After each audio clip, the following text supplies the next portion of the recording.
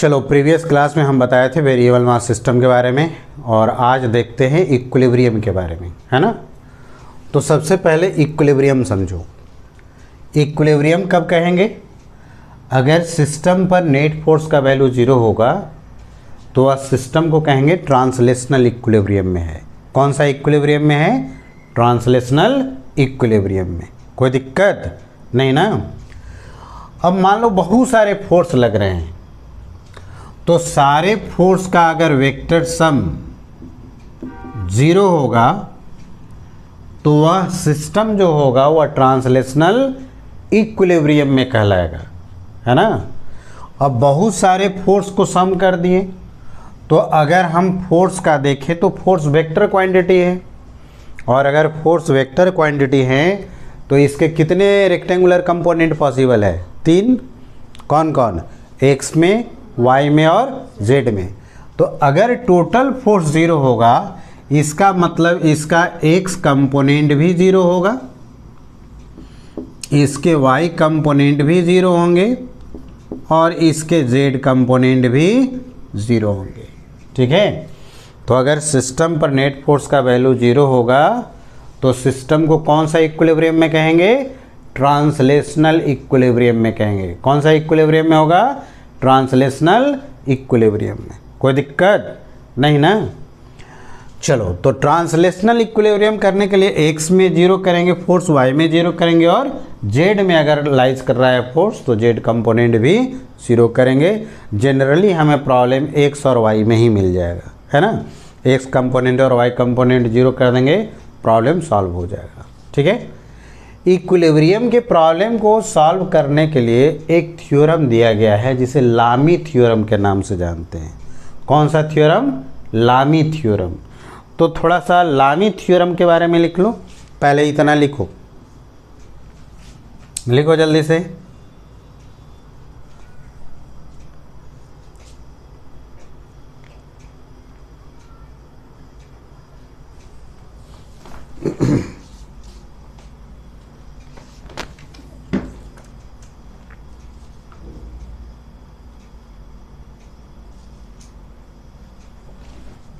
ठीक है।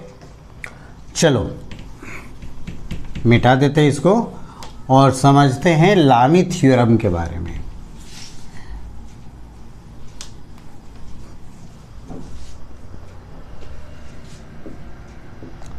लामी theorem,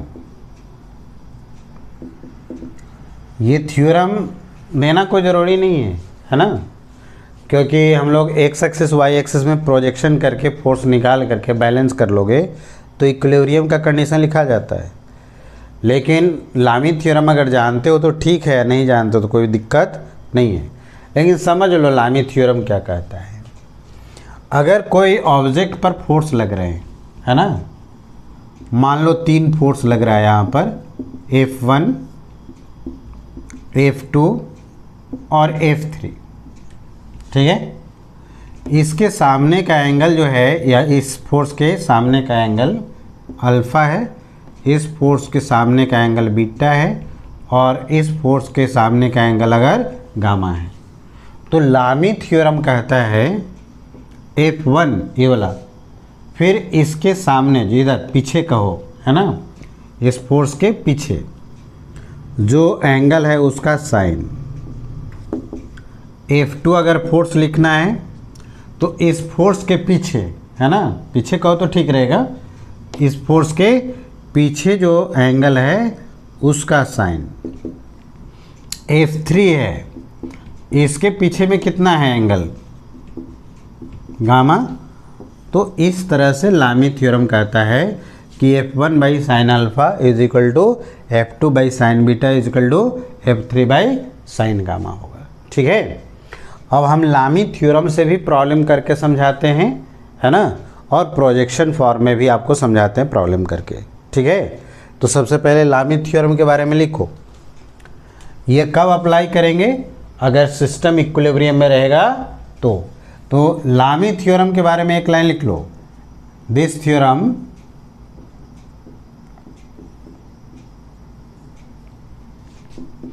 is applicable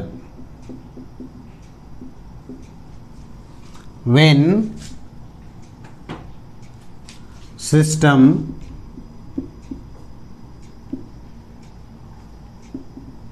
remain at rest, system remain at rest. हो गया। देखो एक प्रॉब्लम समझो।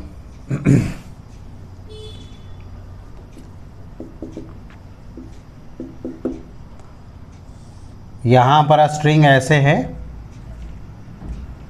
और यहां पर ब्लॉक है 2 kg का, ठीक है। ये एंगल 30 डिग्री बना रहा है, ठीक है, कोई दिक्कत नहीं ना। अब यहाँ पर 3 स्ट्रिंग है, ए बी, बी सी और सी डी, बी डी। तीनों स्ट्रिंग में कहता है कि टेंशन फोर्स निकालो। लिखो तो फाइंड द टेंशन फोर्स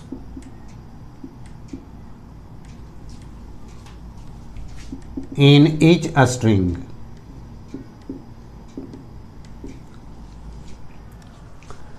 सबसे पहले इसको हम प्रोजेक्शन करके समझाते हैं, है ना। समझो, देखो यहां पर पहले समझ लो फिर लिखना। इस ब्लॉक का हम फ्री बॉडी डायग्राम ड्रॉ करते हैं, किसका, 2 kg का। तो F B D of 2 kg अगर लिखे तो ये ब्लॉक है, इसका वेट फोर्स किधर लगेगा, डाउनवर्ड।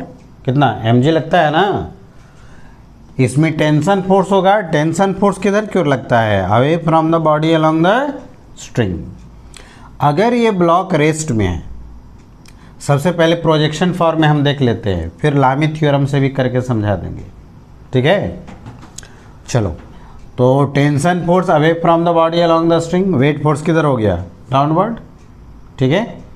अगर ये ब्लॉक इक्विलिब्रियम में है, इसका मतलब अपवर्ड डायरेक्शन में फोर्स डाउनवर्ड से क्या हो रहा है, बैलेंस। तो बताओ टी का वैल्यू कितने के बराबर हो जाएगा, 2g, और जी का वैल्यू कितना होता है, 10। तो बताओ टी का वैल्यू कितना हो गया, 20 न्यूटन। तो ये 20 न्यूटन किस में आ गया, बी डी स्ट्रिंग में ना। हाँ, तो लिख लो इसको, tension force in B D string कितने के बराबर हो गया बताओ, 20 न्यूटन।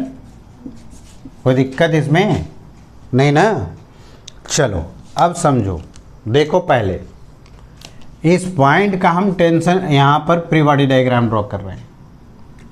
तो अगर इस पॉइंट का ड्रॉ करना है तो स्ट्रिंग फोर्स किधर क्यों लगता है, away from the body along the string, मतलब इससे अवे और स्ट्रिंग के अलोंग। तो अगर इस पॉइंट का हम दिखाना चाहेंगे तो इधर क्यों लगेगा ना। इस स्ट्रिंग में जितना टेंशन निकाले हो इधर से, तो सेम स्ट्रिंग होने के कारण टेंशन तो सेम रहेगा। तो इसमें टेंशन कितना रहेगा, 20 न्यूटन। इधर देखो स्ट्रिंग बदल जाने से टेंशन फोर्स का वैल्यू क्या हो जाता है, चेंज। तो इसमें T1 हो गया, और इसमें देखो away from the body along the string होता है ना, इसमें भी स्ट्रिंग बदल गया है, तो इसमें टेंशन फोर्स भी चेंज हो गया, ठीक है। अब देखो इसका प्रोजेक्शन हम करते हैं, तो इसका अगर वर्टिकल डायरेक्शन में प्रोजेक्शन करें तो ये 30 है, तो ये कितना हो जाएगा 60, क्योंकि पूरा एंगल कितना है 90। तो इसका इधर प्रोजेक्शन करो, कितना हो गया T2 cos 60, है ना। इसको और भी सॉल्व करके लिख सकते हैं, T2 cos 60 का वैल्यू कितना होता है 1/2, ठीक है। तो इसका अपवर्ड डायरेक्शन में प्रोजेक्शन हो गया। इसका हॉरिजेंटल डायरेक्शन में प्रोजेक्शन करो इधर की ओर, तो इसका इधर प्रोजेक्शन करो, कितना हो गया T2 cos 30। अच्छा, cos 30 का वैल्यू कितना होता है √3/2, तो इधर कितना हो गया √3t/2, ठीक है। हाँ, T2 हो गया, कोई दिक्कत तो नहीं। चलो इसके इक्विलिब्रियम के लिए इस पॉइंट के इक्विलिब्रियम के लिए अपवर्ड डायरेक्शन में फोर्स डाउनवर्ड से बैलेंस कर सकते हैं। तो बताओ अपवर्ड डायरेक्शन में कितना फोर्स है, बताओ। नाउ तो हम लिख सकते हैं T2/2 ये किससे बैलेंस हो रहा है, 20 न्यूटन से, इससे। तो ये बताओ T2 का वैल्यू कितना हो गया, 20 × 2 मतलब 40 न्यूटन। कोई दिक्कत नहीं ना। तो ये बताओ BC स्ट्रिंग में टेंशन फोर्स यही हुआ ना। तो टेंशन फोर्स इन BC स्ट्रिंग कितना हो गया, 40 न्यूटन। अब कौन सा स्ट्रिंग बच गया, AB। तो ये T1 जो है वह किससे बैलेंस हो जाएगा, T2 cos 30 मतलब इससे कर देंगे ना। नाउ इसको बैलेंस करो तो T1 इससे बैलेंस हो जाएगा। तो T1 का जो वैल्यू हो जाएगा वो कितना होगा, √3/2 T2। तो ये हो गया √3/2 और T2 का वैल्यू यहाँ से रखो, कितना हो गया 40। तो ये कैंसिल करा दो, कितना हो गया T1 का वैल्यू 20√3 न्यूटन। तो ये किस में निकला, ये बताओ, AB स्ट्रिंग में ना। द टेंशन फोर्स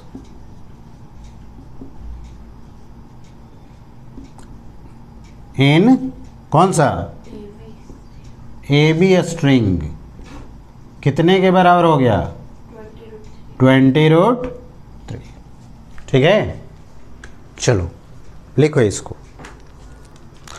चलो प्रीवियस क्वेश्चन को हम जो अभी बनाए थे ना इक्विलिब्रियम के कॉन्सेप्ट से, थोड़ा लामी थ्योरम से उसी को बनाओ। तो इसमें यही था, इधर कितने केजी का था, 2 kg का, और इसमें ऐसे स्ट्रिंग लगा हुआ था ना, और ये एंगल कितना दिए हुए थे, 30 डिग्री। इसमें टेंशन फोर्स तो निकाल लिए थे, कितना निकला था बताओ, 20 न्यूटन। देखो इसमें कितना बोले हैं, T1 ना, और इसमें कितना बोले थे बताओ, T2। अब इसमें लामी थ्योरम लगाना चाह रहे हैं। कौन सा थ्योरम, लामी थ्योरम। तो देखो समझो, इधर तो फोर्स कितना लग रहा है बताओ, 3 फोर्स लगा ना यहाँ पर। तो लामी थ्योरम बड़े आराम से लगा सकते हैं। अब ये बताओ, ये 20 है, ये 30 वाला, ए वाला एंगल कितना हो जाएगा टोटल, ये तो पूरा 180 होगा ना। यहाँ से यहाँ तक कितना होगा 180, और ये हो गया 30। तो ये वाला एंगल कितना हो जाएगा 150, क्योंकि स्ट्रेट लाइन पर कितना एंगल बनता है 180। ये वाला एंगल कितना है 90 है। और ये टोटल एंगल बताओ, ये 90 + 30 कितना 120। अब लामी थ्योरम लगा रहे हैं हम, है ना। तो ये फोर्स और इसके अपोजिट में जो एंगल बना है उसका साइन, इसका कितना है वैल्यू 20, और इसके अपोजिट में जो एंगल बन रहा है उसका साइन, यही ना 150 डिग्री इज इक्वल टू, यहाँ से देखो T1/sin, इसके अपोजिट में कितना एंगल बना हुआ है 120 डिग्री। और इधर देखो T2, और इसके अपोजिट में ये वाला एंगल बना हुआ है 90 डिग्री, है ना, साइन 90 डिग्री ना, साइन 90 डिग्री। ये 1 हो गया, ये 2 हो गया, और ये हो गया 3। अब 2 को कहीं से इक्वेट करके हम लोग निकाल सकते हैं, जैसे इसका और इसका इक्वेट कर लो, फ्रॉम 1 and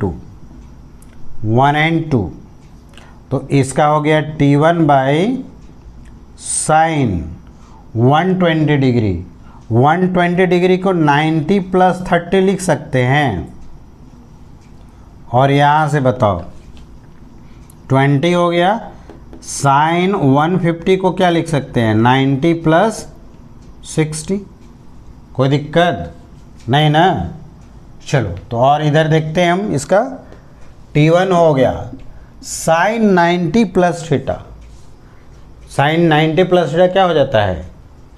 कॉस थीटा ना, क्या हो जाता है? तो कॉस 30 हो जाएगा। और यहां पे देखो sine 90 plus theta, cos theta हो जाएगा ना, तो T1 और कॉस 30 का वैल्यू कितना हो गया?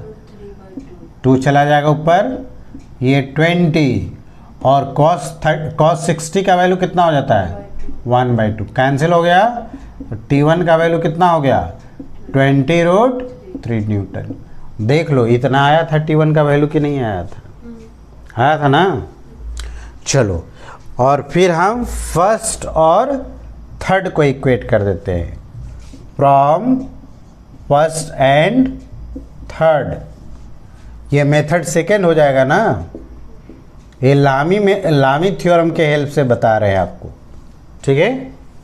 इसको और इसको इक्वेट कर दो, तो पहले इसको लिखते हैं T2 by sine 90 is equal to यहाँ से 20 बाई साइन 150 डिग्री। कोई दिक्कत?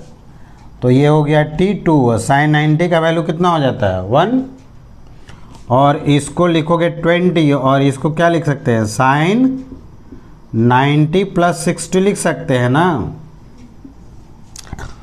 T2 बाई 1 और ये 20 हो गया साइन 90 प्लस 60 कॉस 60, और कॉस 60 का वैल्यू कितना होता है? तो 20 इंटू 2 हो जाएगा ना, 1/2 करेंगे तो T2 का वैल्यू कितना हो गया? 40। तो लामी थ्योरम से भी बना सकते हैं। अगर 3 फोर्सेज लग रहे हैं किसी एक पॉइंट पर और वह पॉइंट इक्विलिब्रियम में है, तो आप लामी थ्योरम को अप्लाई करके बना सकते हो। आया समझ में? तो पहला मेथड जो था वो प्रोजेक्शन मेथड था, और ये जो है वह लामी थ्योरम के हेल्प से है। तो बना इसको जल्दी से लिखो।